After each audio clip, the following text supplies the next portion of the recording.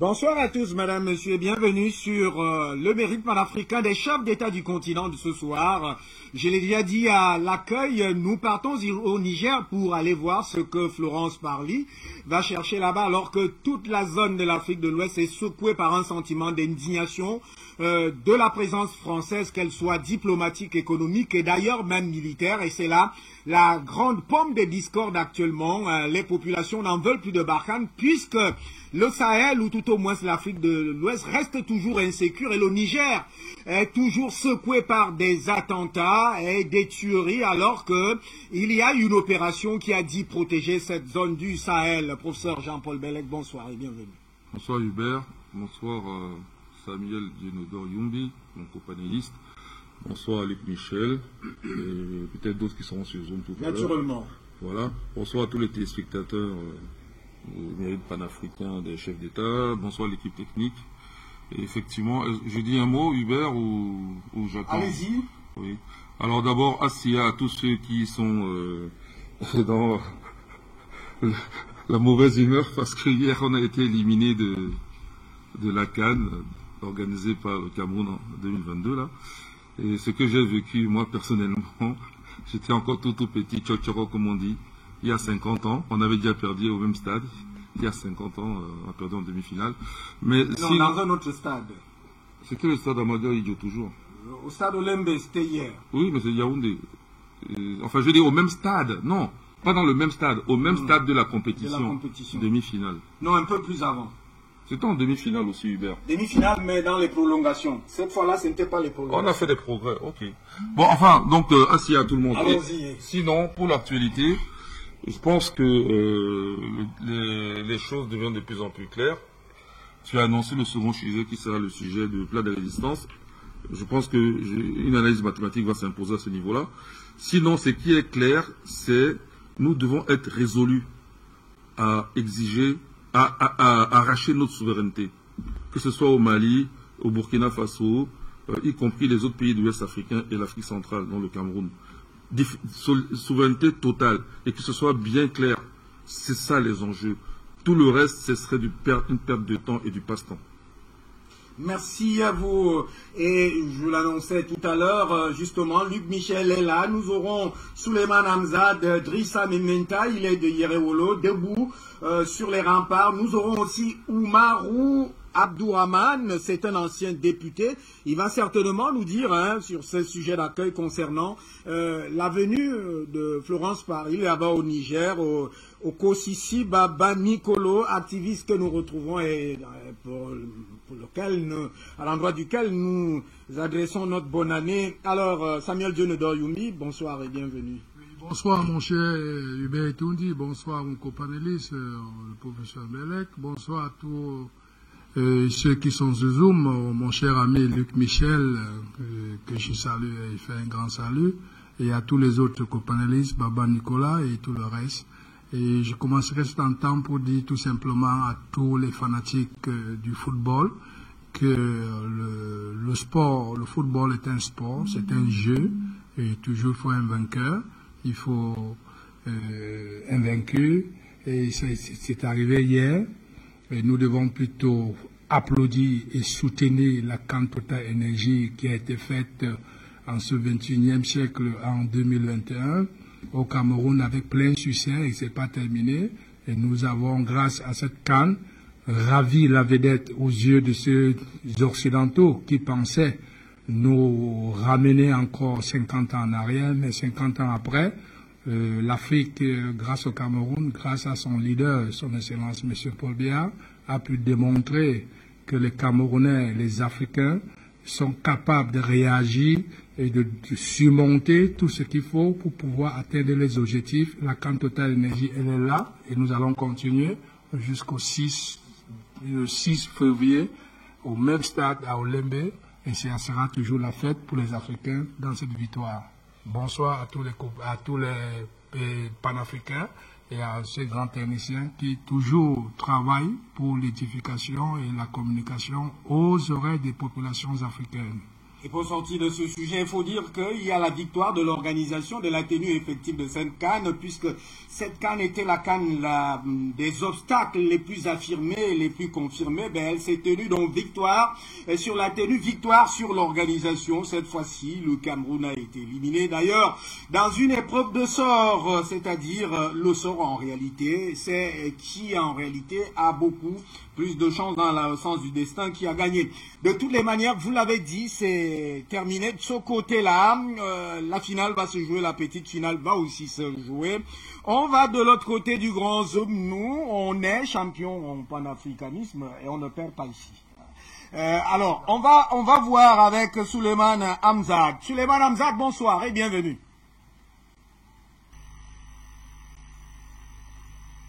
Est-ce que Souleymane Hamzat est avec nous?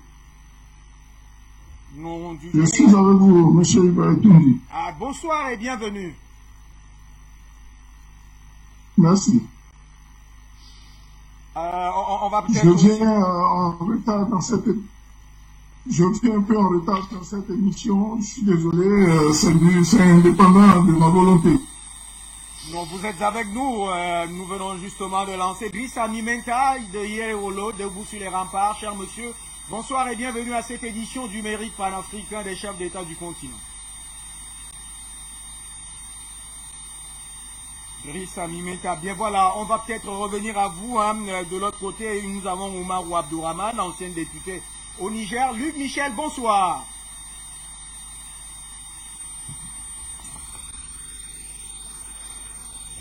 Décidément, alors, professeur Jean-Paul Bellec, que va chercher Florence Parly au Niger dans un contexte marqué, déjà, vous savez, au Mali, avec l'expulsion de Joël Mayer, dans un contexte au Burkina Faso, avec la prise du pouvoir par l'armée, Paul-Henri Sandaogo Damiba. Je rappelle que c'est un homme de troupe qui a eu cette ingénieuse intuition d'écrire sur la situation du terrorisme au Sahel, et il a dit sans réponse, il a dit une situation d'insécurité sans réponse, c'est-à-dire que c'est une zone trouble. Que va chercher Florence Parly au Sahel, au Niger? Florence Parly, à mon avis, elle va au Niger parce que, ce qui était sous-entendu, c'est-à-dire que Barkhane, qui serait déporté au Burkina Faso, c'est une voie qui, à mon avis, qui est à l'heure actuelle un peu fermée. Ouais. Voilà. Donc la voie qui leur a été ouverte, c'est le Niger. Et en plus, au Niger, il y a les États-Unis, il y a l'Allemagne, il y a d'autres pays présents. Donc il faut qu'elle aille s'assurer que vraiment la déportation de Barkhane au Niger ne va pas s'offrir.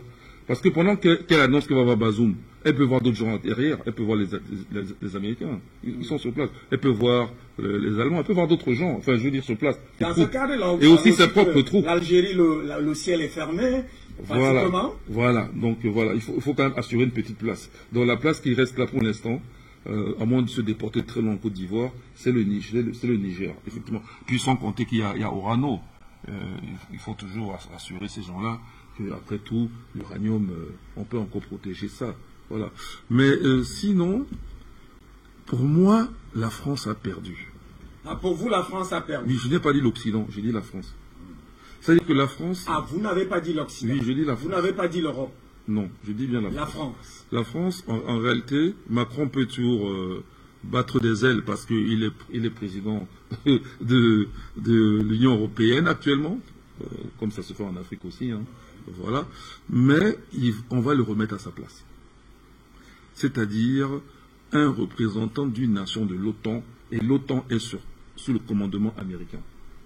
Un point, un trait.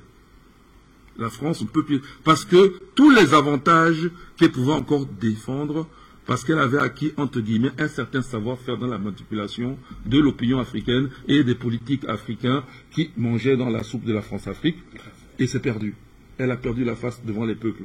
Et au lieu de jouer fin en disant, bon, voilà ce que veut le peuple, allons donc essayer de négocier avec cette volonté du peuple. Dans le sens du peuple. Non, elle s'oppose, et en se déclarant démocrate, elle s'oppose à une volonté du peuple qui est censée être le souverain même en démocratie. Donc, ou alors, elle s'affiche vraiment raciste. Plus raciste que les talmudistes eux-mêmes. C'est-à-dire que Oui, certes, c'est un peu plus, mais c'est des Noirs. Comme c'est des Noirs, c'est pas des hommes, c'est des demi-hommes, demi-sang. Donc, on ne regarde pas. Il faut choisir. Dans tous les cas, il est mal barré. Parce que je signale, surtout avec le conflit qui existe en Ukraine actuellement, que le ministre de la Défense américain était noir américain. Parce qu'à chaque fois que ces derniers temps, les Américains, eux, veulent faire une guerre à l'échelle mondiale, il faut qu'ils mettent en position militaire ou en position de commandement des forces armées. C'était le cas d'Obama. Un noir. C'était aussi le cas de celui qui a acheté les fioles à l'ONU, là. Vous voyez? C'était un noir aussi. Vous parlez de celui qui a conduit la guerre en Irak, Colin Powell. Oui. Voilà, je savais que vous allez m'aider là-dessus. Voilà, c'est tous les noirs. Et donc, là, il s'agit de la Russie. Et la Russie est très fin stratège parce que mathématicien, oui, c'est les plus mathématiciens de tous les Européens, si on peut même classer quelque chose là-bas. Et ils sont très mathématiciens, ils ont déjà prévu le coup. Donc l'Afrique est stratégique pour la Russie. Et ils ont bien joué jusqu'à présent. Et ils vont continuer à bien jouer. La France a perdu. Elle avait une position dominante en Afrique. C'est vrai que nous étions des opprimés, mais elle en profitait. Elle va donc perdre, y compris le franc CFA. Tout ça va être tricoté. Moi, j'ai annoncé 2022. Et je répète, j'ai dit que je ne suis pas sûr, parce que Macron, il lui reste encore un mois, que Macron soit candidat. Je le redis. Parce que sa candidature n'est pas de son choix. Elle est du choix de ceux qui l'ont placé. Le président Batakane a souvent l'habitude de dire que c'est une propriété privée des Rothschild. C'est les gens qui l'ont placé. Voilà. Et si, d'aventure, il se permettait d'aller au-delà, non seulement il ferait un score minable, mais à la fin, il sera jugé. Et je ne suis pas sûr qu'il y ait des partisans du côté talmudiste ou Rothschild qui puissent le défendre comme on défend Sarkozy. Merci. On Voilà. retient que Florence Parly va pour rassurer, du moins le peu qui reste, à rassurer pour l'uranium et justement les positions de la France. On retient que la France a perdu Samuel Dionedor Yumbi. Alors Florence Parly, il y a quand même oui. Qui est très contesté. Il faut quand même qu'elle s'affiche à côté de Bazoum. Pour lui dire, hey, reste là, ne bouge pas, ne fais pas de on est avec toi. Tout ça à la fois. Voilà, française. Merci. Alors, il y a quand même une réalité qui est observée depuis un certain temps, et les experts reviennent là-dessus. Tous ces officiels français sont comme piqués par une piqûre hypodermique. C'est-à-dire que c'est des paroles, c'est des voyages, c'est des menaces, et ainsi de suite. Alors, est-ce que cette venue de Florence Parly au Mali, dans un contexte d'expulsion d'ambassadeurs de France au Mali, dans un contexte de coup d'État au Burkina Faso, dans un contexte d'expulsion même d'ambassadeurs de France en Algérie et de suspension de survol de Barkhane, du territoire algérien, ne pose pas de problème? Est-ce que les populations au Niger vont interpréter positivement cette présence-là? Justement, mon cher Hubert Toundi, nous pensons que le voyage de Mme Florence Parly au Niger, c'est une grosse erreur, il faut le dire, parce qu'elle va encore se tirer la deuxième balle dans la chaussure, parce qu'elle représente la France, parce que aujourd'hui, la jeunesse de la CEDEAO, tous sont debout. Ils ne veulent plus rien entendre. Et quand elle arrive, c'est comme si elle va encore activer encore ce feu. Et ces jeunes qui sont prêts à tout, aujourd'hui, nous, tous, jeunesse africaine, nous voyons que la visite de Mme Florence Parly va à l'encontre de ce que nous avons toujours connu de la France dans sa grande diplomatie. Parce qu'aujourd'hui, ce n'est plus la diplomatie, aujourd'hui c'est la provocation, aujourd'hui c'est l'intimidation, aujourd'hui c'est démontrer que nous sommes là de force et nous allons rester là de force parce que nous ne pouvons pas imaginer qu'aujourd'hui, la diplomatie qui est un argument, qui est l'arme la plus appropriée pour pouvoir apaiser les cœurs, pour pouvoir calmer les choses, afin que le peuple lui-même se retourne pour pouvoir se sentir respecté, mais elle y va là-bas, c'est comme encore une autre provocation, car c'est les intérêts de la France qui sont en danger. Ces intérêts de la France, ils sont lâchés parce que les Américains, soubresauts, tout calmement, tout tranquillement, sont en train de vouloir ravir la place qu'ils avaient donnée à la France de pouvoir travailler en sous-main pour eux. Les Américains sont sur place, ils travaillent parce qu'ils voudraient bien pousser maintenant la France à sortir par la petite porte. La France maintenant qui a sous-estimé la maturité des jeunes Africains, celle qui avait tout à bénéficier, malgré qu'il y ait tout cet embrouillé, qui est tous ces sentiments dont nous les Africains, nous avons compris que la France a toujours été aux côtés de notre malheur. ils ont perdu cette valeur de pouvoir profiter de leurs intérêts en Afrique après plus de 6 décennies pour pouvoir trouver avec les chefs d'État pour apaiser les populations et revenir sur les contrats qu'ils ont eu à signer avec ces pays africains. Aujourd'hui, c'est un coup de force qu'elle veut venir démontrer encore au Niger. Et nous pensons tout simplement que les jeunes du Niger sont plus violents et plus radicaux encore par rapport à ces jeunes du Mali et les jeunes même du Burkina Faso. Donc aujourd'hui, Florence Parly qui part pour ses intérêts, elle ne part pas parce qu'elles ont compris le message que la jeunesse panafricaine a lancé depuis, mais cette provocation qu'elle y va, ça veut dire que la France a perdu le chemin de la démocratie et de la diplomatie. Aujourd'hui, son représentant de l'État français aujourd'hui, qui est M. Emmanuel Macron, il n'a plus, vous devez vous rappeler qu'il n'a pu faire encore aucune sortie pour parler de l'Afrique. Il envoie Mme Florence Parly parce qu'il sait bien qu'il ne sera pas candidat. C'est une logique parce que les Horsfield qu'il avait choisi un jeune pour pouvoir mettre à la présidence française, pensant que ce jeune devait quelque part endormir la jeunesse africaine. Nous avons vu sa sortie au Burkina Faso, comment il parlait avec la jeunesse. Et nous avons vu sa visite au Nigeria. Nous avions vu qu'aujourd'hui, la carte que ces oligarchies, ils avaient mis sur Emmanuel Macron, c'était avec une annihilation de la jeunesse africaine qui s'est révoltée en ce 21e siècle, qui est un siècle africain.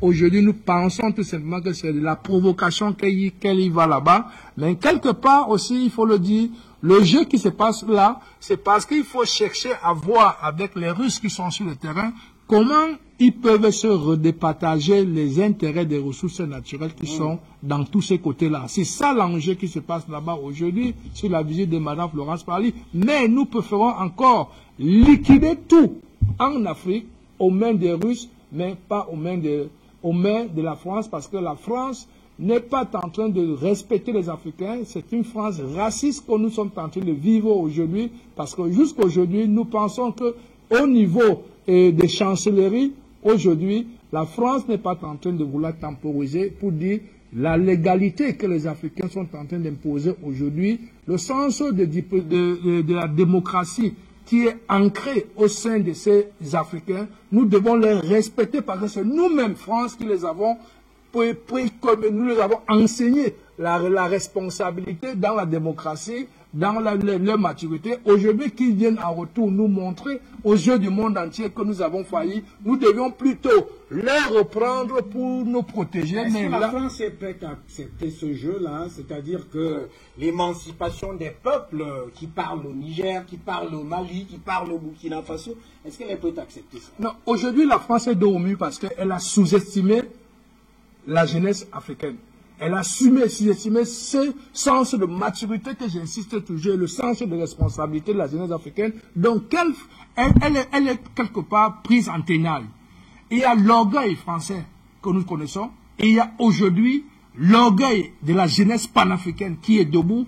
Qui va donc céder? Ce n'est pas les Africains, parce que nous sommes chez nous. Donc la France, dans tout ce qu'elle peut vouloir faire, c'est de négocier sur le sens des responsabilités des populations africaines qui est, comme on le dit bien dans la démocratie, que le peuple est souverain. Donc la souveraineté de ce peuple, même les chefs d'État africains dans ces pays-là, comme au Niger, M. Bazoum, il est vraiment aujourd'hui mis en ballottage. Il ne sait pas combien de jours il va vivre encore là-bas. Mais alors la France est obligée de jouer la diplomatie pour pouvoir apaiser les choses et que nous, les Africains, nous puissions voir comment nous allons redéfinir nos relations avec la France. Merci à vous. Alors, est-ce qu'on pense que du grand zoom, est-ce que c'est déjà bon, la connexion est bonne là-bas, avec la complicité de la régie, de nos équipes de l'autre côté, Abdourahmane, Oumarou Abdourahmane, il est justement ancien député, il est au Niger. Alors, quelle est la bonsoir, cher député, quelle est la température au Niger?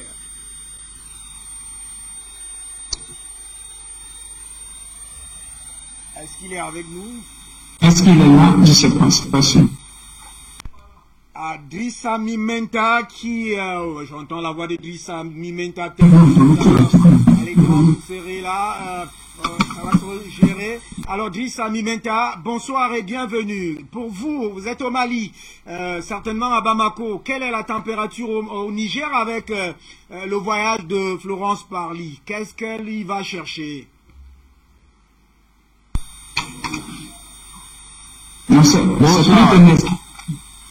Bonsoir tout le monde, bonsoir Afrique Média, bonsoir à tous les co-débatteurs qui sont là, bonsoir à toute l'Afrique. Déjà ici à Bamako, nous savons que ça va arriver depuis longtemps, parce que comme vous le savez tous, la France n'a plus sa place ici chez nous, et d'ailleurs même la France n'a plus sa place dans ce qu'elle appelle le Sahel. Parce que vous avez vu ce qui se passe à Bamako, vous avez vu les manifestations au Burkina Faso, les manifestations au Niger et un peu partout d'ailleurs en Afrique, les manifestations. Et nous savons très bien que après avoir demandé le départ des troupes françaises, après avoir chassé l'ambassadeur français, et comme la France aujourd'hui n'a plus de choix, elle est en train de se promener pour chercher des alliés, pour aller forcer un peu les mains de ses alliés pour que ces derniers puissent recevoir les militaires français ces jours. Mais malheureusement, ça sera peine perdue pour eux parce qu'aujourd'hui, tout le monde sait que même ces présidents savent aujourd'hui que pour eux, ils peuvent pas le faire. Et si jamais ils seront condamnés à partir, ils seront condamnés à sortir par la petite porte parce qu'il n'y a pas d'explication à ça. Si la France est venue ici au Mali pour aider le Mali, pour combattre les terroristes, si la France est venue parce qu'elle a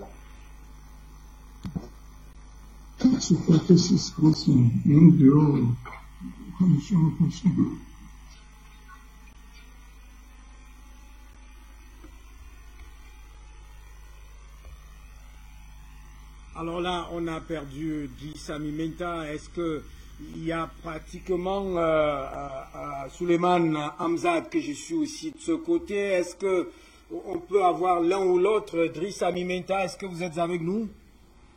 Oui, je suis là. Mais allez-y, vous arrêtez de parler. Voilà, je suis là. Voilà, je disais tout à l'heure que la France est traumatisée, la France est perdue, elle ne sait plus quoi faire. Parce qu'elle sait qu'elle est en train de perdre ici en Afrique, elle sait qu'elle est en train de perdre partout. Raison pour laquelle elle est partie faire mettre la pression sur Bazoum pour que ce dernier puisse recevoir les troupes françaises. Parce qu'ici au Mali, le départ des militaires français, c'est peut-être une question de jours ou de mois, sinon c'est pratiquement fini. C'est pratiquement fini parce qu'ici, chez nous, les militaires français ne peuvent pas bouger, les avions ne décollent plus, même les avions de l'aménagement autres là ne décollent plus. La France est là, les militaires sont cantonnés et on n'a plus besoin d'eux. On leur a fait savoir qu'on n'a plus besoin d'eux. Donc ils cherchent un point de chute. Donc comme ça, ils vont aller au Niger et ils savent également que c'est un peu compliqué s'ils partent au Burkina et autres là, parce qu'actuellement, le peuple africain ne veut plus de la France. Et raison pour laquelle, tellement que la France est paniquée, elle ne sait plus quoi faire. Vous avez vu aujourd'hui, elle est partie de l'autre côté de l'Union européenne, essayer de manipuler les gens, essayer de faire des propagandes, sortir avec ce qu'elle appelle des sanctions contre des dirigeants maliens et des sanctions contre des sanctions ciblées contre des personnes. Ici, nous avons vu qu'ils ont dit qu'ils vont sanctionner le président du CNT, sanctionner le ministre Ikassa Maïga qui est chargé de la refondation, sanctionner également le ministre de la Défense et surtout notre camarade, le commandant en chef Adama Ben Darabel, le cerveau, leur interdire de séjourner en Europe et de gérer leurs avoirs. Et nous avons été tellement, nous avons accueilli ces nouvelles-là avec tellement de joie, avec tellement de gaieté, parce que pour nous, d'ailleurs, notre combat, nous pensons qu'ils n'ont pas encore compris, parce que notre combat, c'est bien sûr si tout dirigeant en Afrique ici, qui a des fonds chez eux là-bas, s'ils peuvent geler, ils n'ont qu'à tout geler. S'ils peuvent même pas geler, qu'ils nous avancent ça ici, ça servira de leçon à nos dirigeants qui vont aller mettre ces fonds-là, prendre des fonds ici pour aller mettre dans leur banque là. Et de l'autre côté, ça nous a également donné l'opportunité et ça nous a même donné l'idée Nous sommes en train de réfléchir sur là-dessus. Dans les heures qui viennent, nous allons nous décider d'interdire complètement la circulation du représentant de l'Union européenne chez nous ici au Mali. Nous allons l'interdire de circuler sur le sol malien, sur le sol chez nous ici, surtout à Bamako, parce que déjà, si ils ont interdit la circulation de nos camarades chez eux, également leur représentant ici n'a rien à faire ici, n'a pas à circuler ici. Merci, ils ne peuvent pas nous empêcher d'aller, de circuler. Drissa Mimento, on va certainement revenir dans cette situation des sanctions à géométrie variable. Merci de nous avoir donné votre lecture sur la visite de Florence Parly au Niger et naturellement les relations qu'il y a avec le contexte actuel de cette zone-là de l'Afrique de l'Ouest. Alors, vous êtes tous apparus là à l'écran. On va prendre au Kosisi Baba Nicolo. Cher ami, bonsoir et bienvenue. Pour vous, dans le contexte qui est actuel, que vous connaissez très bien, c'est-à-dire un contexte justement de rejet de la France diplomatiquement jugée orgueilleuse, insolente, méprisante, arrogante, qui ne fait que des menaces, des insultes et des injures, et un contexte sécuritaire très tendu. Le djihadisme n'a jamais baissé il y a 9 ans ou 10 ans aujourd'hui. Que va chercher donc Florence Parly au Niger dans ce contexte pratiquement difficile pour la France? Merci camarade Hubert Etundi. Je tiens à saluer l'équipe d'Afrique Média, vous qui faites du bon travail. Je tiens à saluer mes copanélistes, M. Hamza Suleiman, Jean-Paul Mélès, M. Samuel, Nestor et Idrissa. Alors, pour répondre à votre question, nous sommes panafricanistes et nous prenons Afrique Média comme notre arme de combat. Ceux qui nous suivent entendent aujourd'hui comme ce que nous appelons dans le jargon d'activistes le buzz. Ils entendent parler de Florence Parly, sans savoir qui c'est. Pour répondre succinctement à cette question, il est très important d'informer votre auditoire de qui est Florence Parly. Si vous me permettez, camarade Hubert. Alors, Florence Parly, c'est une dame qui a aujourd'hui 59 ans. On veut dire, elle est passée par les événements. Elle est plus âgée que celui qui l'emploie, son patron Macron. Florence Parly est administratrice civile à la direction du budget, puis conseillère dans différents cabinets ministériels et j'en passe. Elle a suivi une carrière à Air France où elle était notamment directrice adjointe de 2008 à 2014, avant d'intégrer la direction du CNCF. D'abord comme directrice générale, ensuite en stratégie et aux finances et j'en passe. Je vous parle de cette dame pour vous donner un peu la moralité de la personne dont nous parlons. Et qui, en termes de moralité, est Madame Parly qui se rend aujourd'hui au Niger. Pourquoi elle est aussi complaisante contre le peuple malien? Pourquoi elle est aussi raciste contre les Africains? Eh bien, je vais vous dire. Cette dame dont nous parlons ici est celle-là. D'abord, Mediapart, excusez-moi de la publicité, Mediapart nous parle de cette dame comme étant une femme amorale. Florence Parly, ou la complaisance de l'État actionnaire, je vous explique ce qui se passe. Après la polémique sur son salaire à la SNCF et les jetons de présence perçus en tant qu'administratrice de grande entreprise française, la ministre des Armées Florence Parly dut révéler, après avoir perçu 675 000 euros bruts de mystérieuses indemnités de licenciement d'Air France en 2014, ce qui interroge toujours autant la suggestion de l'État actionnaire. En 2016, la ministre des Armées Florence Parly a touché une rémunération près de 450 000 euros bruts à la SNCF, à quoi s'ajouterait 139 000 euros bruts de jetons de présence en tant qu'administratrice d'entreprise comme Altran, Ingenico et Zodiac. Avec cela, en 2014, elle a aussi bénéficié d'indemnités de licenciement de Air France de 675 800 euros bruts.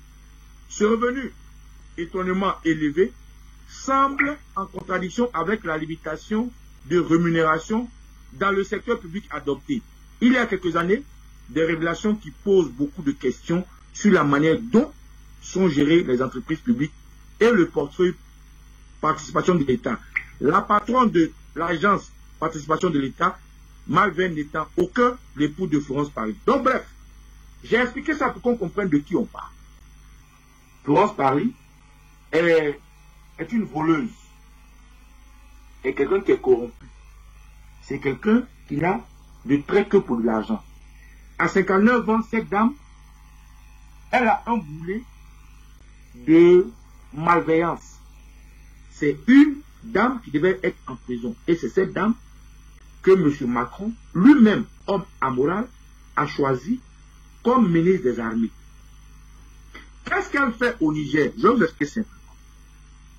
Aujourd'hui, la position du gouvernement de transition malien, la position du président légitimée par le peuple malien et aujourd'hui par les panafricanistes, amène la France à tomber du haut. Quand vous vous rendez compte qu'aujourd'hui, des candidats à la présidence française, dont Marine Le Pen et Mme Lecresse, ne savent même pas que depuis 2 ans, ils n'ont pas d'ambassadeur représentant en France. Quand nous savons qu'aujourd'hui, la politique française et les politiciens sont étouffés, Laurence, Mme Paris, fait partie de cette vague de Français qui ne connaissent pas l'Afrique. Et aujourd'hui, elle vient au Niger pour parler de quoi? Elle vient au Niger pour voir dans quel contexte le Niger et la France peuvent se jumeler avec la Côte d'Ivoire de Draman Ouattara et les vassaux comme Macky Sall et certains autres pour continuer d'embourber le Mali, la Guinée et le Burkina Faso qui viennent de s'ajouter. Donc, son voyage au Niger avec Bazoum, que nous espérons le peuple du Niger va prendre les responsabilités, est la continuité de la honte des embargos. Voilà une France avec un ministre d'armée qui s'appelle Laurence Pagny, qui a pris des sanctions contre un pays, contre toute attente, de façon illégale, en appuyant la CEDEAO. Aujourd'hui, nous sommes tous informés que la CEDEAO n'avait pas le droit de sanctionner le Mali contre un embargo. Nous sommes tous informés que la CEDEAO a pris ses pouvoirs de la France avec le commandement de l'Étrian.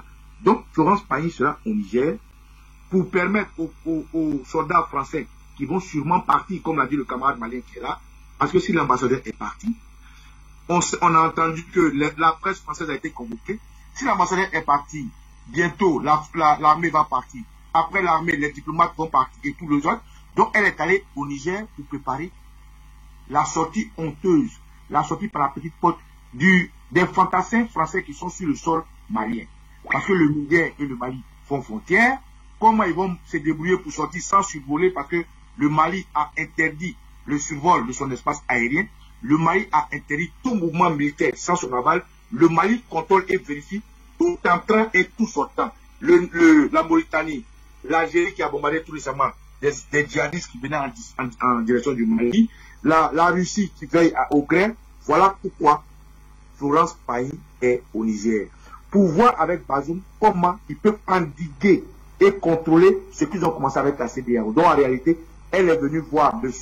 Bazoum, traite de l'Afrique, M. Bazoum, que le peuple Niger doit descendre, M. Bazoum, qui est de la même classe que Draman Ouattara, ancien président de Côte d'Ivoire, parce que je ne le connais pas comme président, et toute l'Afrique qui va. Donc en réalité, Mme Pagny est une femme amorale, une femme qui a beaucoup de casseroles ici, une femme qui est avide d'argent, une femme qui n'est pas de bonne moralité. Donc, camarade Hubert dit, voilà en gros l'information que je vais donner aux Africains pour comprendre de qui nous parlons et pourquoi elle est là.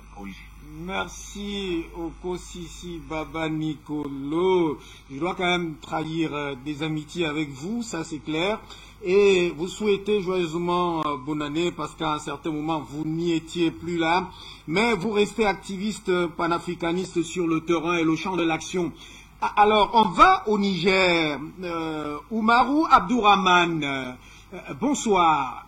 Vous avez accueilli Florence Parly. Quelle est la température du peuple alors qu'il fait au Niger?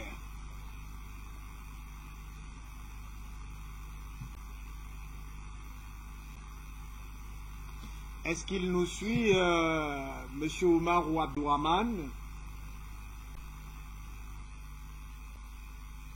Alors, des soucis, peut-être... bon, on va pas dire que Bazoum a suspendu Internet là-bas. On va quand même dire qu'il y a un problème de connexion.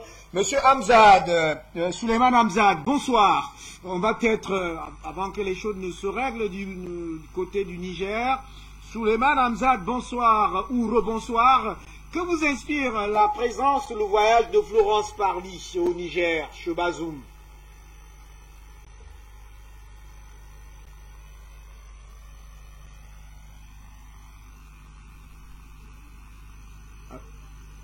Activez votre micro, monsieur Souleymane Hamzad. Alors là, je crois que vous serez à l'antenne. Si, ça peut aller. Vous êtes à l'antenne cette fois-ci. Bien gardez votre micro toujours activé. Je vous disais, j'étais disant, que vous inspire la présence de Florence Parly au Niger sur Bazoum? Déjà, je note deux facteurs. Le premier, c'est la sécurisation des îles.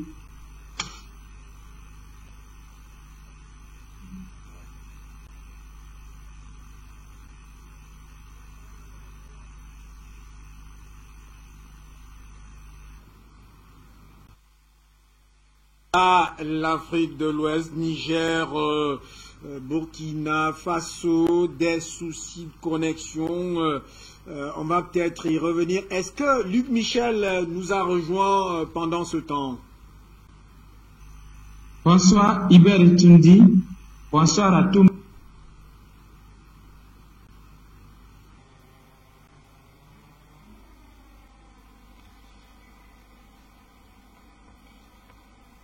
Est-ce que nous sommes avec... il y a un panéliste qui prend la parole là, je crois c'est...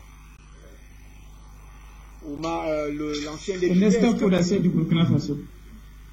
Alors, du Burkina Faso, merci. Ce que j'ai envie de savoir, si vous êtes avec nous, allons droit au but. Qu'est-ce qui se passe au Niger? Que vous inspire la visite de Madame Florence Parly au Niger, dans un contexte qu'on n'a plus besoin de décrire, un contexte pratiquement d'une désirabilité, je ne sais pas si je fais dans la création des mots, mais de rejet pratiquement de la France politique, économique et même sécuritaire. Oui, bien sûr.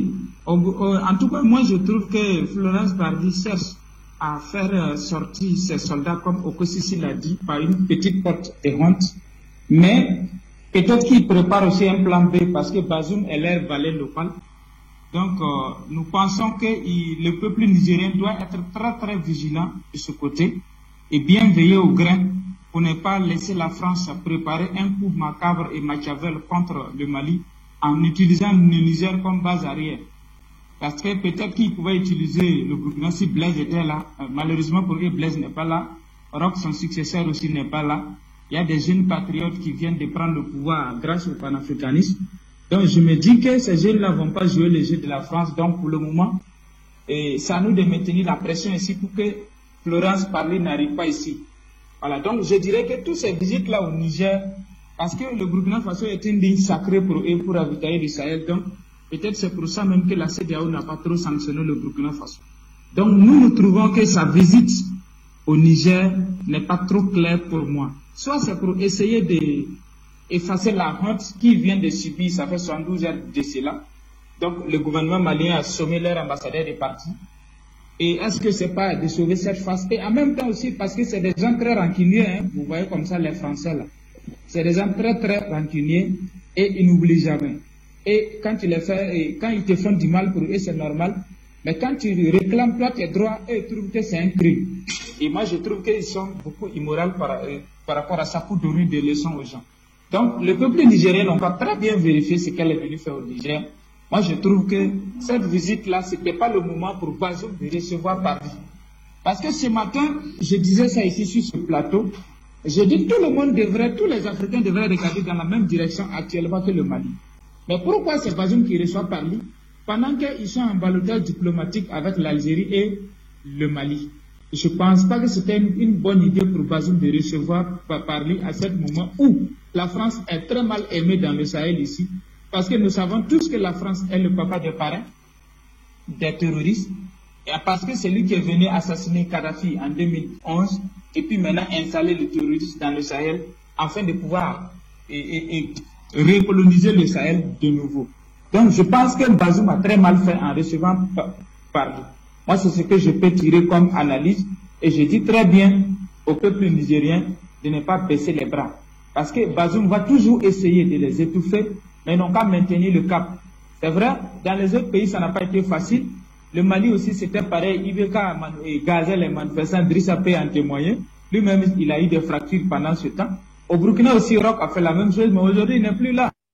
Je pense que le peuple nigérien ne doit pas avoir peur de la répression, il ne doit pas avoir peur des intimidations, il doit avoir peur des menaces. Il faut qu'ils disent, moi je pense que c'était l'occasion même d'aller accueillir Parly de la belle manière qu'on doit l'accueillir. C'est-à-dire, aller l'accueillir de la belle manière qu'on doit l'accueillir. Et je vois qu'elle vient circuler tranquillement à Niamey, c'est comme si elle était un terrain conquis.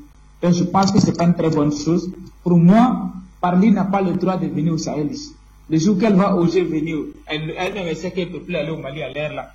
Et au Burkina aussi, à l'air là, si elle veut venir, elle sera très mal accueillie. Donc pour moi, tous les Africains devraient parler le même langage, traiter Parly, l'avoir comme ennemi de nous la jeunesse, nous la jeunesse panafricaniste, et ne même pas la laisser fouler notre sol, à plus forte raison venir pavaner comme elle est en train de le faire. Donc je pense que cette dame-là n'est pas de la bienvenue ici, et ce qu'elle est venue faire pour moi, c'est immoral, c'est pas normal. Et la jeunesse panafricaine doit dénoncer cela, et c'est ce que nous dénonçons. Donc je pense que c'est le moment pour elle de ne plus déranger. Merci beaucoup. Merci Nestor Podassé, vous nous avez rejoint. Mais on va refaire rapidement un tour de table à partir de ce plateau. Vous avez justement soulevé un déterminant très important. Alors, et si jamais Florence Parly était donc en train de préparer une base arrière, c'est-à-dire pour le Mali, c'est-à-dire que cette base arrière à partir du Niger, Jean-Paul Bellec? Non, ça ne marchera pas. On a déjà rappelé ici, non, on a déjà rappelé l'unité, comment dire, culturelle. Enfin, il y a l'unité que dans toute l'Afrique noire, mais c'est les mêmes peuples, le Niger, le Mali et le Burkina, c'est les mêmes peuples. C'est-à-dire que si vous allez, c'est qu'ils font la. Alors pourquoi ils n'ont pas mis la base dès le départ au Niger? Parce que après tout, au Niger aussi, il y a eu une rébellion. Pourquoi elle est restée cantonnée à Kidal? Pourquoi ils l'ont pas élargi jusqu'à intégrer le Niger? Il n'y avait pas de mouvement au Niger à ce moment-là. C'était tout se jouait au Mali. Non, ça ne peut pas marcher. Je vous ai dit tout à l'heure que Number One, il y a les Américains sur place. Il y a une base de drones américains. Même Luc Michel, j'ai entendu parler ici plusieurs fois. Et pas seulement lui, beaucoup de gens l'ont déjà rappelé ici. Il y a une base de drones. L'Africom a une base de drones au Niger. Ça, c'est numéro 1. Numéro 2, il y a aussi l'Allemagne qui est là-bas. Et l'Allemagne, que je sache, au niveau de l'Europe, pèse plus que la France.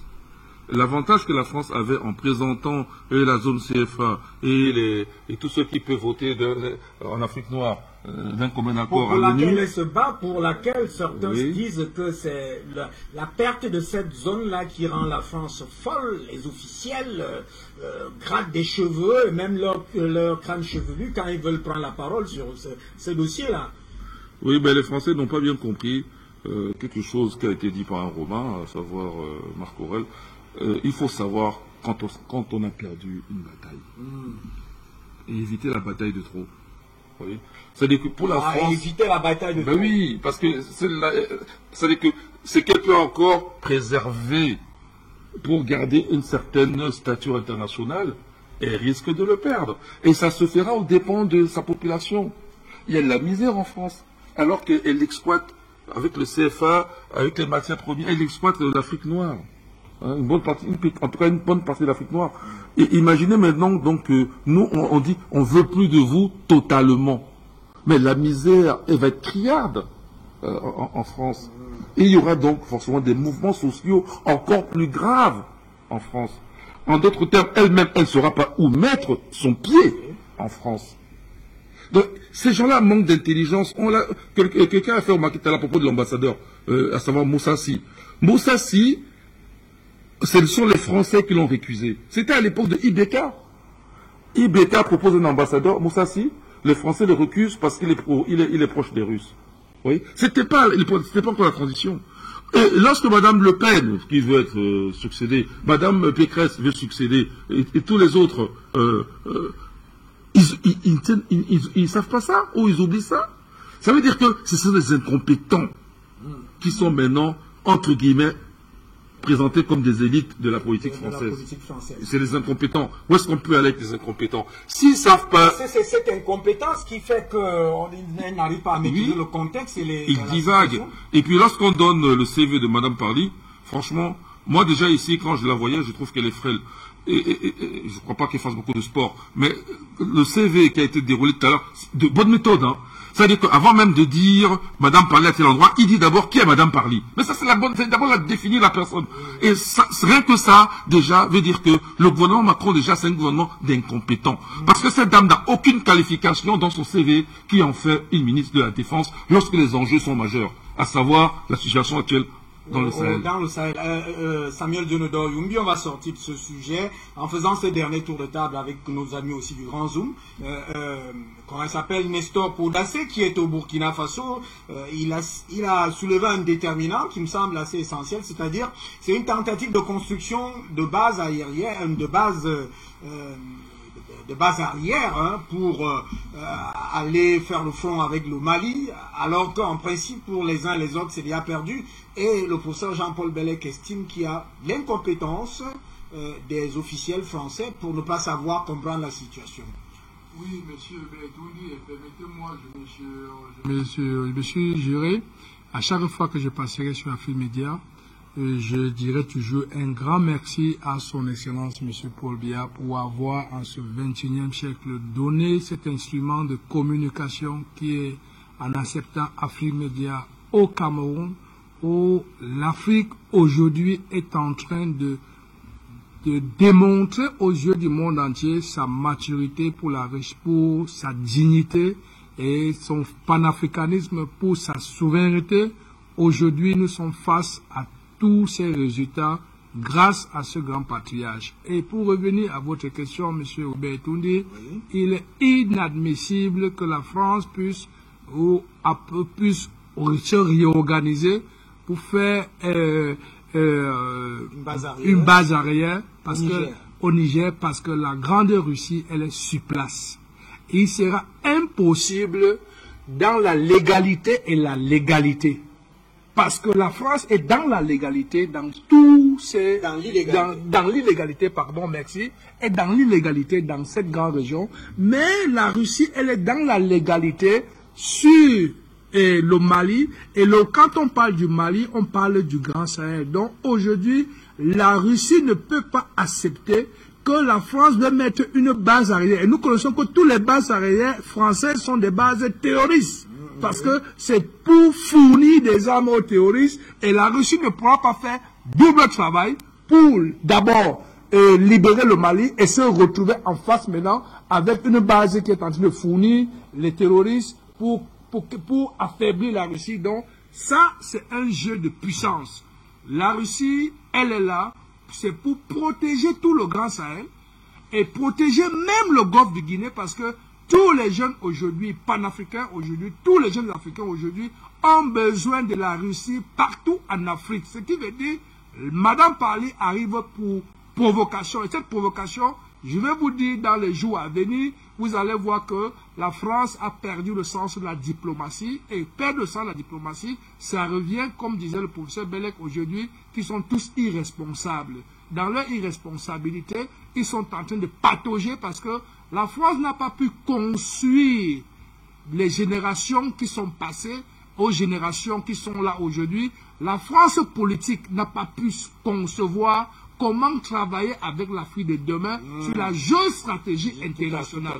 Aujourd'hui, la France se retrouve pris au piège parce que pendant qu'elle traitait les Africains comme dans le racisme. Quand je dis racisme, c'est dans le fond pour dire ils sont rien, on les traite toujours comme on les traite parce qu'ils avaient toujours leur chef d'État qui était un peu partout. Vous êtes en train de nous dire que la France est restée dans cette construction France-africaine qui veut que la légitimité de ceux qui dirigent l'Afrique est reçue de Paris. Justement, merci de m'avoir amené avec plus vos brillantes qualités de journaliste pour faire écouter à tous ces jeunes ce que j'étais en train de dire. La France, en restant dans ce train-train, a oublié qu'en Afrique, il y a un développement en qualité de ressources humaines qui sont cette jeunesse pétris de talent et de valeurs qui aujourd'hui sont au carrefour de leur histoire en ce 21e siècle pour dire aux chefs d'État africains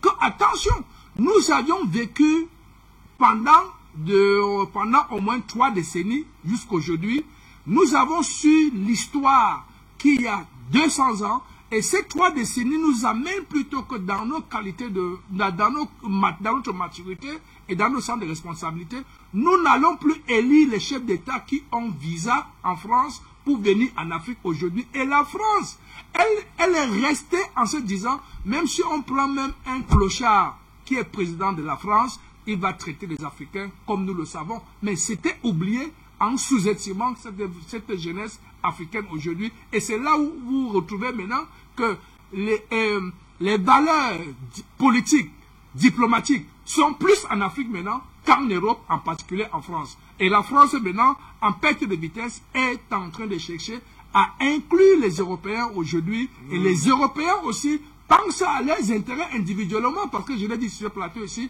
qu'en Europe, l'Europe a oublié de concevoir et de construire la communauté des communautés européennes. Parce qu'en Europe, chacun a ses valeurs. Et ces valeurs, vous ne pouvez pas demander à un Scandinave qui doit devenir francophile demain au lendemain. Ils ont les Vikings, ils ont une histoire. Chacun a sa spécificité culturelle. Donc, l'anthropologie nous démontre aujourd'hui que la France a traité l'anthropologie africaine comme si elle n'était rien aujourd'hui. Ça retourne contre la France qui est face maintenant à un mur.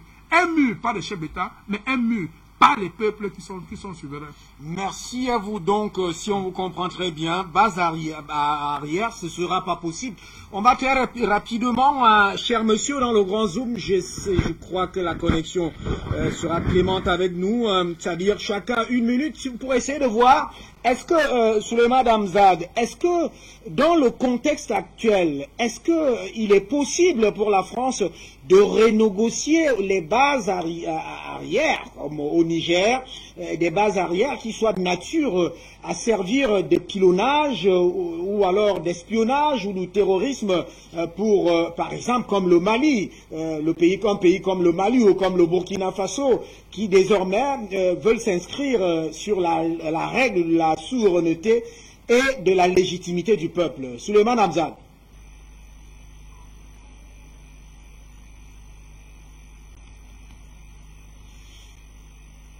Alors, je ne sais pas de ce côté. Nestor Podacé est-il avec nous pour la même question? C'est vous qui allez soulever ces déterminants. Est-ce que dans ce contexte, il est possible d'avoir ces bases arrières qui soient contre l'émancipation des peuples et des populations dans leur aspiration à la liberté? Oui, je peux avoir ces soupçons. Je peux avoir ces soupçons envers la France. Surtout avec les Africains traités comme les bases, il ne faut jamais avoir la confiance. Peut-être elle peut essayer, mais dans la pratique, ça peut ne pas marcher s'il y a des militaires patriotes qui s'opposent. Sinon, s'il tenait qu'à Bazoum, ça va passer comme lettre à la poste. Donc, rien n'est exclu. Il faut être vigilant sur tous les plans. Il faut être vigilant sur tous les plans. Parce que nous avons vu Blaise utiliser Burkina comme base arrière. La France a utilisé Blaise comme base arrière au Burkina Faso. C'est plus cela jusqu'à présent, les camps qui est à Ouagadougou là, camp là, qu'on appelle camp de l'opération Sabre là. C'est la plus vieille opération au Sahel, avant même la crise de la Libye.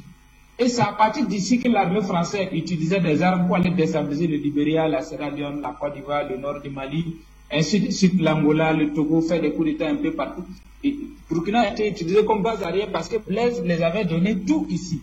Donc aujourd'hui, il y a base américaine. Et au Niger, il y a les Allemands, il y a les Italiens. Mais qui dit Amérique, dit la France, puisqu'ils sont ensemble dans l'OTAN.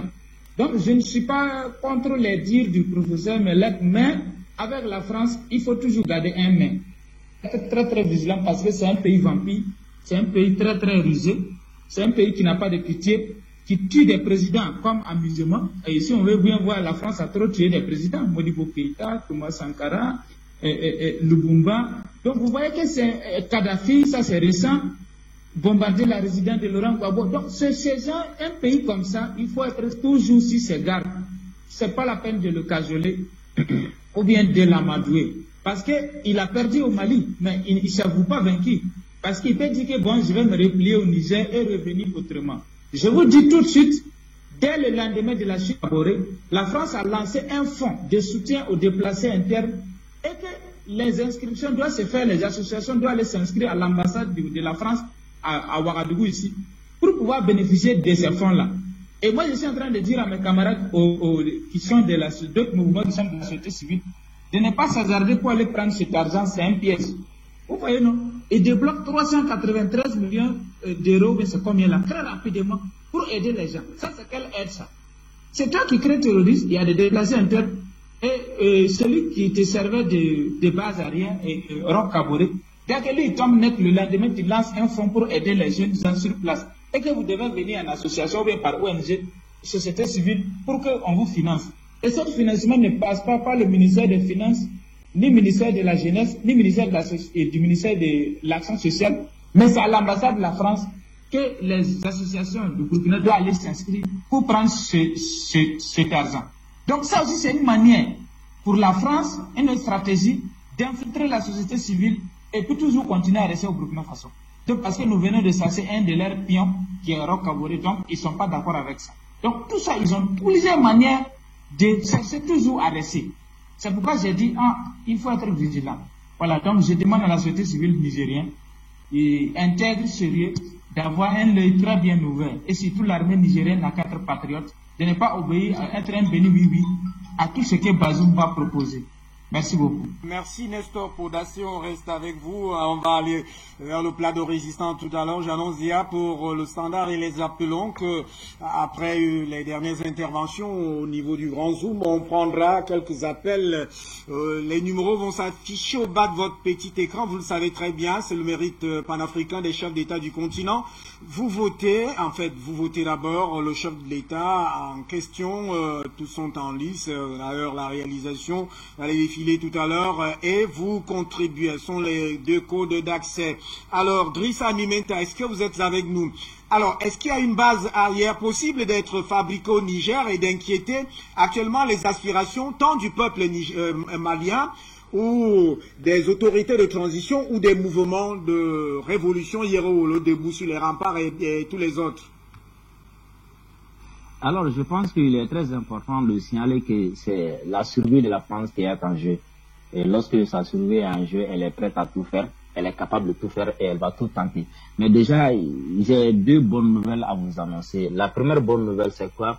C'est qu'aujourd'hui, la France est isolée. La France est isolée aujourd'hui. Dans l'Union européenne, la France est isolée. Dans les Nations Unies, la France est isolée. Et même chez nous, ici, en Afrique, ici, la France est isolée. En début de semaine, au Mali, ici, il y a eu, comment dirais-je là, beaucoup de diplomates des pays membres de l'Union européenne sont venus ici. Comme quoi, je peux même vous citer un nom. Il y a, comment dirais-je là, les diplomates allemands qui sont venus dire ici que effectivement tout ce que le Mali réclame, c'est vrai. Le combat du Mali est légitime. Mais qu'eux, ils se trouvent dans une communauté avec la France et que dans cette communauté-là, publiquement, ils doivent être solidaires. Mais au fond, ils ne sont pas d'accord. Le Danemark, pareil.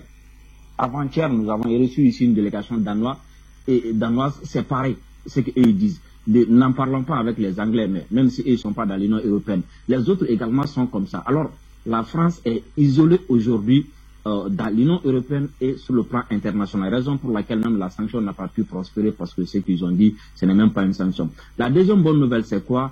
Aujourd'hui, ses alliés africains ont peur. Les alliés africains de la France aujourd'hui ont peur. Raison pour laquelle nous sommes en train de dire beaucoup de choses aussi. Raison pour laquelle même, j'ai oublié de le dire que une des raisons également de la visite de Florent Parler au Niger, c'était pour rassurer Bazoum. C'était pour rassurer Bazoum, c'était pour le quelqu'un un peu comme pour le rassurer que bon, attention, toi, tu n'auras pas de coup d'État, on va rien te faire, même si au Mali, notre ami Ibeka est parti, au Burkina, notre ami Kaboré est parti, vous n'allez pas partir, nous allons envoyer des militaires chez vous, ils vont vous protéger, ils vont faire ceci, ils vont faire cela. Mais malgré tout ça, Bazoum a peur. Malgré tout ça, Bazoum a compris le jeu que s'il continue comme ça sera l'échec pour lui, que s'il continue comme ça sera la fin pour lui, et que si la France n'a pas pu protéger Ibeka, la France ne pourra pas le protéger. Si la France n'a pas pu protéger Marc Kaboré, la France ne pourra pas le protéger. Si la France n'a pas pu protéger Blaise Kaboré, la France ne pourra pas le protéger. Alors lui également, il a peur. Il a peur, mais ils ne le disent pas officiellement, ils ne le disent pas comme ça sur les médias et autres là. Mais ces présidents-là ont peur. Tous ces présidents-là aujourd'hui ont peur, que ce soit Bazoum, que ce soit Macky Sall, que ce soit Alassane Dramane Ouattara, ils ont peur. D'ailleurs, Macky Sall l'a dit hier que ces sanctions-là, qu'ils devraient revoir ces sanctions-là parce qu'ils sont en train de voir. C'est ce qu'il a dit. C'est ce que ça veut dire exactement quoi, que ces sanctions-là sont en train de faire retourner le peuple contre eux, que ça donne l'effet contraire, donc qui revoient un peu leur façon de sanctionner et autres là. Donc ça veut tout simplement dire que aujourd'hui la France peut tout tenter, hein. La France va tout tenter parce que c'est sa survie qui est en jeu, parce que si elle quitte l'Afrique, si elle arrête depuis l'Afrique, c'est fini pour elle. Et raison pour laquelle d'ailleurs nous demandons à tous les Africains de ne plus commander, de ne plus demander à la France d'arrêter de faire ceci, de faire cela, mais de stopper la France, dans ses stratégies de génocide et de pillage. Donc la France va tout tenter, elle est en train de tenter, elle va manipuler, mais une chose est sûre, la France est isolée aujourd'hui et que ses alliés africains aujourd'hui ici, qui est Bazoum et autres là, ont également perdu. Donc ça va être très difficile pour eux, surtout la détermination du peuple africain actuellement, ça va être très difficile, sinon même impossible de faire autre chose. Ils sont obligés aujourd'hui de plier bagages et de quitter les chemins. Et à vous, je ne sais pas si on peut avoir Hamzad. Est-ce qu'il est avec nous? Kosisi, Baba, Nicolo, est-ce que, cher ami, vous êtes avec nous? Juste un mot hein, sur cette fabrication, cette construction d'une possible base arrière à partir de la France, avec ses alliés à partir du Niger, probablement, peut-être au Sénégal. D'ailleurs, Rissa Mimenta vient de le dire tout à l'heure. Et là, on a compris la peur, justement, de Macky Sall hier à Accra. Macky Sall a pratiquement fait retourner la plupart des présidents qui étaient là en disant que ces sanctions ont un sens très lourd et qui, en réalité, ces sanctions pourraient faire retourner le peuple contre, justement, les dirigeants. Et qu'il faut aller plus loin, autre chose que les sanctions. Est-ce que nous sommes avec Kosisi? Oui, alors, je suis là, vous me recevez? Oui, juste un mot alors, sur cette possible construction d'une base aérienne avec les alliés français et certains présidents pour aller encore contre le Mali. Alors, ce que je veux dire, d'ailleurs, nous sommes sur ce plateau pour d'abord inviter les Africains, les jeunes Africains, nous qui sommes en train de passer nos barrières, à une manifestation pareille comme nous l'avons fait dans le cas du Mali. Le Mali, le peuple malien est sorti comme un homme pour faire un bouclier et donner une légitimité au président Assimi Goïta et ses patriotes qui ont mis la légalité au niveau du pays pour que les Maliens puissent avoir une protection. Alors demain, c'est le cas du Burkina Faso. Le Burkina Faso va manifester demain à Ouaga et à Bobo Dioulasso. Alors, je veux, à travers Afrique Média, inviter tout le peuple burkinabé à sortir massivement à l'image du Mali pour que les autres peuples que nous sommes hors du Burkina, nous puissions faire un bloc pour montrer à ceux-là que le Burkina est en phase avec ses patriotes qui sont en train de gérer le pays. Donc demain, j'invite tout le peuple burkinabé à se rassembler à Ouaga, à Bobo. Et ici, dans la diaspora, à la place de la Bastille, nous convoquons tous les Ivoiriens, les Béninois, les Togolais, les Maliens, les Guinéens, les Burkinabés, toute la diaspora francophone d'abord et la diaspora africaine en gros à se rassembler à la place de la Bastille de 14h à 18h où nous allons tous les inviter pour porter de la voix. Quand je finis de dire ça, autorité, Hubert répondit, je vais répondre à votre question. Pour dire quoi?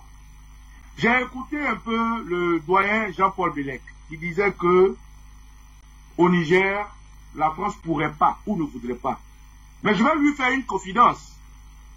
Moi, je suis civil, mais pour répondre présent au problème de mon pays, je suis allé répondre présent au drapeau. Et vous savez ce que ça veut dire. Je suis un Ivoirien témoin. Ce n'est pas, comme on dit les affaires, on a dit. J'ai pris les armes. J'ai répondu présent à la question de mon pays. Et j'ai vu la France opérer sur le terrain. Oui, cette France de l'armée n'a pas de limite. Cette France en Afrique n'a pas de Rubicon. Cette France, que quand elle est sur le terrain, elle ne connaît plus les droits de l'homme. Elle ne connaît plus les droits simples de l'armée. Elle ne connaît même pas ce qu'on appelle la diplomatie. Donc, la présence de Parly au Niger, comme l'a dit Nestor, c'est pour assurer Bazoum. Parce que vous avez entendu les bruits de bottes au Niger. 2, c'est pour créer avec Bazoum une symbiose, je vous dis, avec Draman Ouattara, ancien président de Côte d'Ivoire. Parce que la position du Niger face à la Guinée, face au Mali, face au Burkina Faso, est une position militairement stratégique dont la France a besoin. Ça, c'est 1. 2, la politique de Bazoum va permettre à la France de continuer son mensonge, sa propagande et son lobby autour de ses partenaires. C'est une guerre stratégique. Parce que si la France perd tout ce qui fait de la France une force internationale, tout ce qui fait de la France une puissance économique, ben la France aura tout perdu. Donc la France est allée par Paris au Niger pour le rassurer. 1. 2, rassurer ses partenaires à qui elle a menti pendant sa réunion à l'Union européenne avant de venir. Rassurer M. Draman Ouattara, ancien président de Côte d'Ivoire, du fait qu'ils ont pris la poids de la bête, et aussi créer une porte de sortie. Parce que oui, le Niger sera une base arrière pour la France. Sauf que là où le docteur pourrait avoir raison, c'est que le Niger, comme la Côte d'Ivoire et tous les pays ouest-africains, ils ont affaire à un pays, Mali, qui a eu un partenaire militaire qui aujourd'hui a permis à la Syrie de rester debout, à l'Ukraine de rester debout, à la Centrafrique de lever la tête. Donc, la force appui du Mali, qui est la Russie, permet aujourd'hui au Mali de surveiller toutes les entrées et sorties et de surveiller toutes les manigances, parce que la Russie, comme vous avez dit, est un pays très mathématicien, très scientifique. Sur cette base-là, je suis d'accord avec vous, mais quand vous dites que non, du Niger, ce n'est pas possible, c'est faux. J'ai vu la France opérer en Côte d'Ivoire. La France, quand elle est là, elle n'a pas de limite, elle n'a pas de Rubicon, elle n'a pas de moralité. La France sur le terrain viole, la France tue, la France vole, la France détruit. Sur le terrain de la Côte d'Ivoire, j'ai été là, à mon drapeau, j'ai vu, j'ai réagi, j'ai fait pour ce que je le fais. Le président Laurent Gbagbo, pour éviter que la France puisse s'immiscer dans ce problème, avait dit qu'il n'avait pas de problème Sarkozy, qu'avec Chirac, il ne devait pas dans Sarkozy, il dort. Le président Laurent Gbagbo, pour la quiétude de son pays, a sacrifié beaucoup de choses. Il a donné à Bolloré tout ce qu'il voulait. Il a resté des contrats avec la France. Il a tout donné à la France, mais la France ne s'est pas arrêtée là. La France l'a bombardé, l'a sorti de ce qu'ils ont appelé bunker de sa maison. Donc vous voyez les limites de la France, c'est pour vous dire que toutefois que la France est acculée, comme l'a dit mon camarade du Mali, elle n'a pas de limite. Donc jamais, je demande au peuple malien de rester soudé, au peuple guinéen de rester soudé, au peuple burkinabé de rester soudé. Alors Hubert, pour finir, aujourd'hui, effectivement, la France se retrouve seule, tout comme la Côte d'Ivoire de Draman se retrouve seule, tout comme le Niger de Bazoum se retrouve seul. Parce que vous voyez Macky Sall retourner sa veste, quand vous voyez l'attaque de Guinée-Bissau, quand vous voyez qu'au sein de la CEDEAO, le Nigeria ne s'exprime pas depuis, vous n'avez pas encore vu une déclaration du président Boari. Quand vous voyez que le Nigeria n'a pas encore parlé, le Nigeria n'est pas d'accord tout ce qui se passe. Donc au sein de la CEDEAO, il y a deux groupes. Il y a un groupe de personnes qui va en arrière et il y a un groupe de personnes que la France domine, qui sont les boss de la France. Donc Draman Ouattara en tête. Camarades, ce qui est en train de se passer aujourd'hui au Niger, après Niger, Paris va se rendre en Côte d'Ivoire pour voir Ouattara pour le rassurer. Parce que Ouattara est un président suicidaire.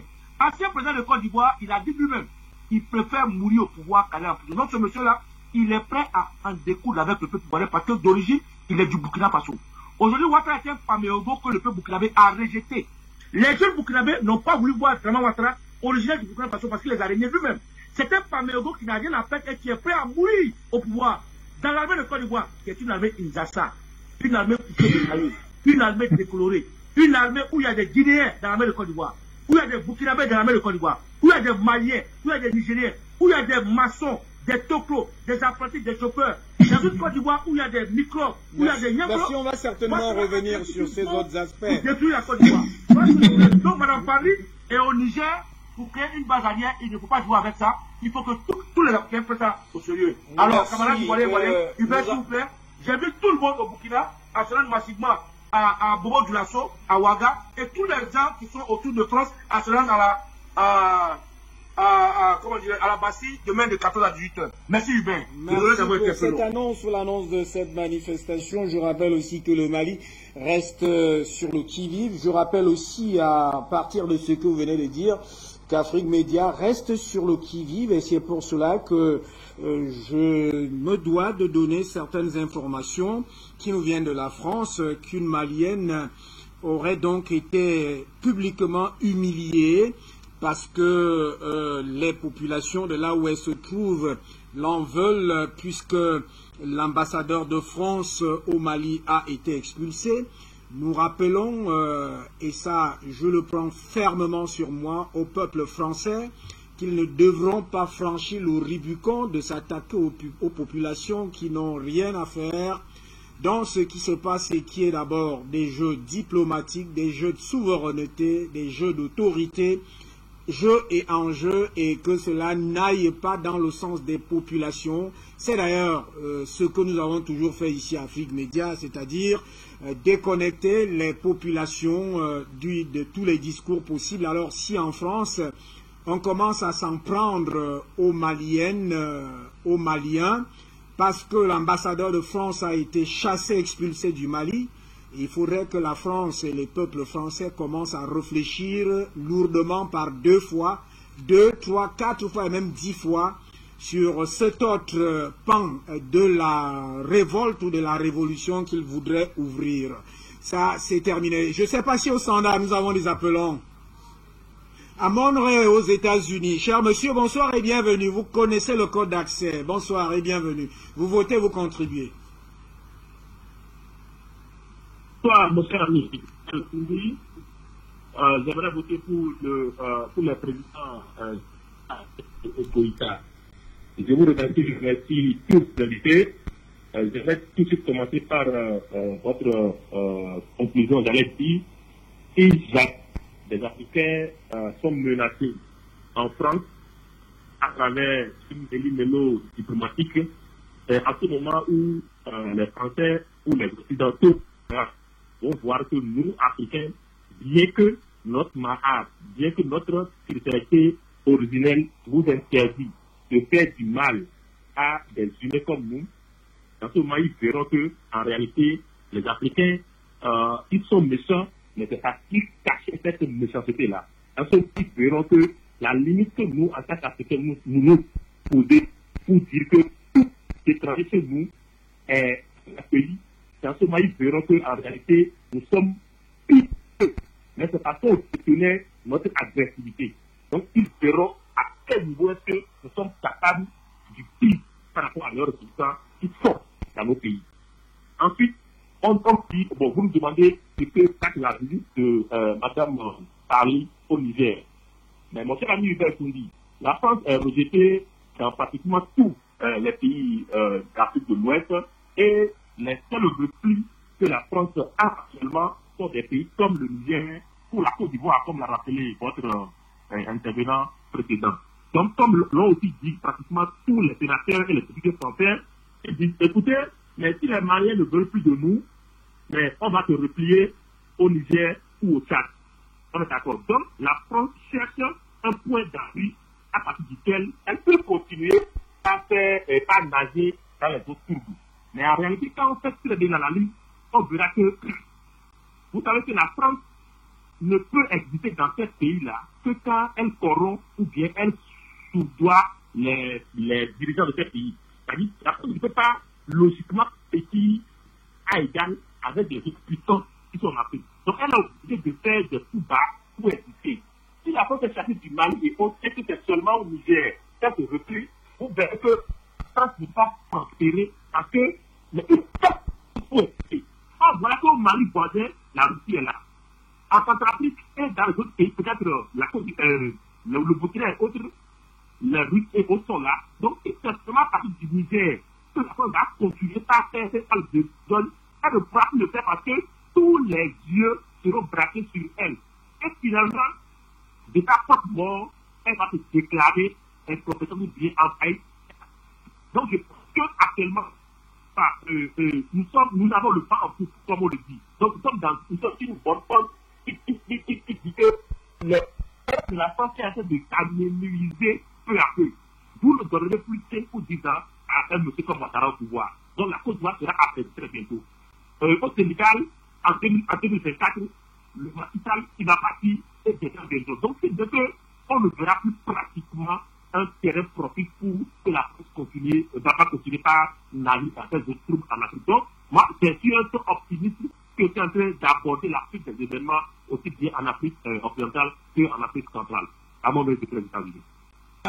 Derrière Amonré, notre appelant nous rejoint. Je ne sais pas si vous avez voté, mais les appelants, le code d'accès de l'émission, c'est ça. Vous votez, vous contribuez. Bonsoir et bienvenue. Oui, c'est Abdelkader depuis Tanout, au Niger. Oui. Donc, vous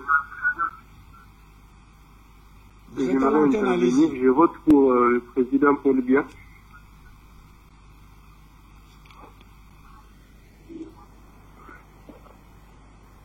En fait, la situation à Tanout au Niger, plutôt pour la visite de...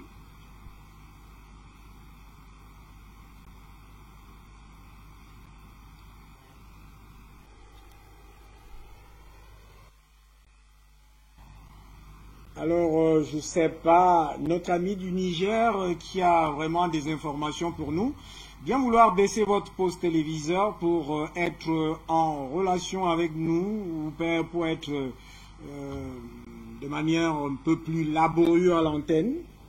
Est-ce que vous êtes avec nous?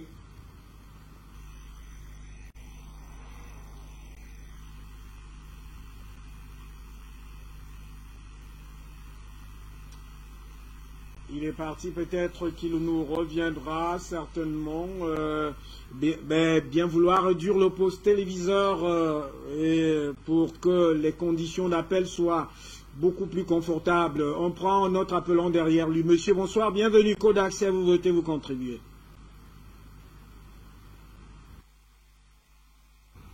Alors là, on va certainement revenir sur les appelants tout à l'heure.